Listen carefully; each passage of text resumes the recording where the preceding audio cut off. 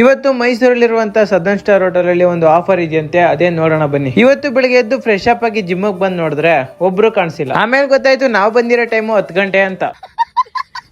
ಹೆಂಗೋ ಇವತ್ತು ಲೇಟ್ ಆಗಿ ಬರೋದ್ ಬಂದಿದೀವಿ. ವರ್ಕೌಟ್ ನ ಕಂಪ್ಲೀಟ್ ಆಗಿ ಮಾಡ್ಕೊಂಡೆ ಹೋಗ್ಬೇಕು ಅಂತ ಡಿಸೈಡ್ ಆಗ್ಬಿಟ್ಟಿದೆ. ಸೊ ಅದಕ್ಕೆ ಬೈಸಿಪ್ಸ್ ವರ್ಕೌಟ್ ನ ಕಂಪ್ಲೀಟ್ ಆಗಿ ಮುಗಿಸಿ ಟಿಫನ್ ಗೆ ನಮ್ ದರ್ಸ್ಕುಪ್ಪೆ ಹತ್ರ ಫೇಮಸ್ ಆಗಿರೋ ಬೆಣ್ಣೆ ಇಡ್ಲಿ ತಿನ್ನೋಣ ಅಂತ ಬಂದು ಅಲ್ಲಿ ನೋಡಿದ್ರೆ ನಮ್ಮ ಮೈದ ಬಕಾಸುರ ತಿನ್ನಂಗ್ ತಿಂತವನೆ ಬೆಣ್ಣೆ ಇಡ್ಲಿನ.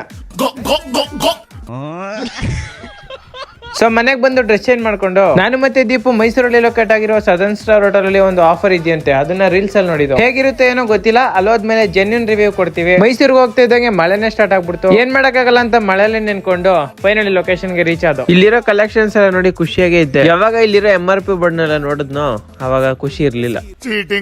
ಚೀಟಿಂಗ್ ಕರ್ತಾ ಇತ್ತು.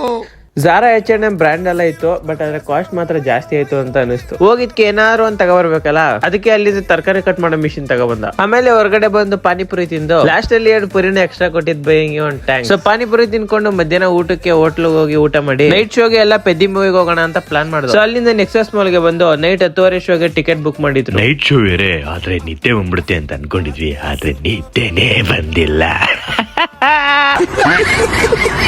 ಸೊ ಗೈಸ್, ಈ ಮೂವಿ ಸಾಂಗ್ ಶೂಟಿಂಗ್ ನಮ್ಮ ಪಾಂಡವಪುರದಲ್ಲಿರೋ ಶುಗರ್ ಫ್ಯಾಕ್ಟರಿ ಶೂಟ್ ಮಾಡಿರೋದು. ನೆಕ್ಸ್ಟ್ ಲಾಗ್ ಅಲ್ಲಿ ಶುಗರ್ ಫ್ಯಾಕ್ಟರಿಯಲ್ಲಿ ಇರೋದು ಅಂತ ತೋರಿಸ್ತೀವಿ. ಇದು ನೋಡಿದ್ಮೇಲೆ ನಂಗೆ ಒಂದು ಸಾಂಗ್ ನೆನಪಾಯ್ತು, ಅದ್ಯಾವ್ದು ಅಂತ ಕಮೆಂಟ್ ಮಾಡಿ ನೋಡೋಣ. ವಿಷಯ ಏನಪ್ಪಾ ಅಂದ್ರೆ ಒಂದು ಪಾಪ್ಕಾರ್ನ್ 4 ಜನ ಶೇರ್ ಮಾಡ್ಕೊಳ್ಳೋದ ಅಂತ ತಗೊಬಂದು ಎಲ್ರು ಪಾಪ್ಕಾರ್ನ್ ಇಂಟರ್ವಲ್ ಅಲ್ಲಿ ತಿಂದು ಖಾಲಿ ಮಾಡಿದ್ರೆ ನಾನು ಅದೃಷ್ಟವಂತ ಪಾಪ್ಕಾರ್ನ್ ತಿನ್ನಕ್ಕಾಗ್ದೇ ನೈಟ್ ಮನೆಗೆ ತಗೊಬಂದು ಫ್ರಿಜ್ ಅಲ್ಲಿ ಇಟ್ಟು ಬೆಳಗ್ಗೆ ತಿಂಡಿನ ಪಾಪ್ಕಾರ್ನ್ ತಿಂದಿ. ಸೊ ಇದಾಗಿತ್ತು ನನ್ನ ಇವತ್ತಿನ ಸ್ಟೋರಿ. ಮತ್ತೆ ಸಿಗುವ. ಟೇಕ್ ಕೇರ್, ಬಾಯ್.